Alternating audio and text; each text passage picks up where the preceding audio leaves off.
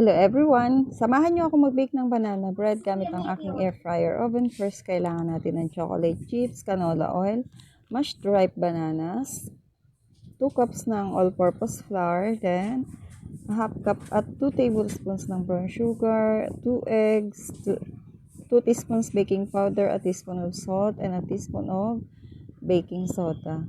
3/4 cup ng cream or all-purpose cream. Just put 2 teaspoon of vinegar para maging sour cream siya. Pagsama-samahin lang yan yung bananas, mashed bananas, oil, sour cream, then mix lang natin maigi yan hanggang sa mag-incorporate na yung lahat ng mixture.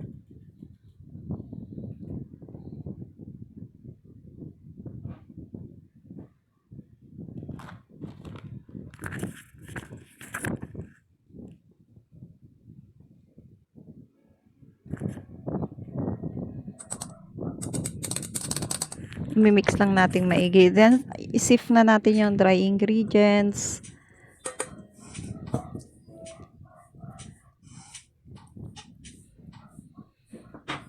Pati yung baking powder, saka baking soda and salt.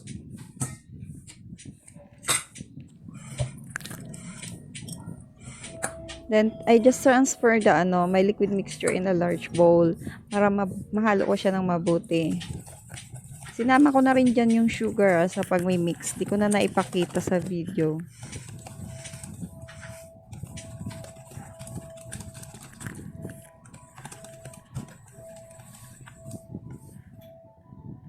Next, sa sifted flour, ilagay na natin yung chocolate chips. Then, saka na natin i-mix yan sa liquid mixture kapag nahalo na natin mabuti. Paunti-unti lang ang paglalagay ng liquid mixture para mabilis mahalo, masama. Yan.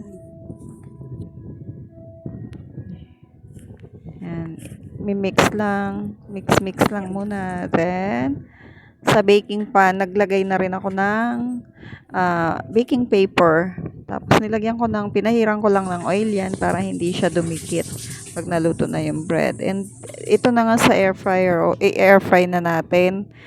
Dito ako nagkamali kasi na-set ko kaagad siya ng 400 degrees Fahrenheit. Naalala ko, air fryer nga pala to, iba sa oven. First time ko lang gumawa kasi nito. Pero nakagawa na rin ako dati ng blueberry bread, loaf cake. At yun na lang siguro ang temperature na gagamitin ko sa susunod. Pero super moist naman yung kinalabasan yan. And napakasarap. Kaya lang muntikan na siyang mag-dry, syempre. Kasi pag na-overbake yung tinapay, ang tendency is magda-dry yung loob. Buti na lang, moist pa naman siya. Ayan o. Tingnan nyo yung ang ganda ng aking banana bread.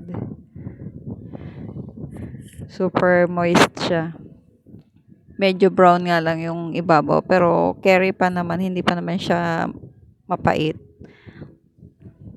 Ini-stop ko na lang siya. At ito na po ang aking banana bread with chocolate chips. Try nyo rin pong gawin. Saktong-sakto lang yung niyan, yung sukat niya. Then adjust nyo na lang yung temperature. Thank you.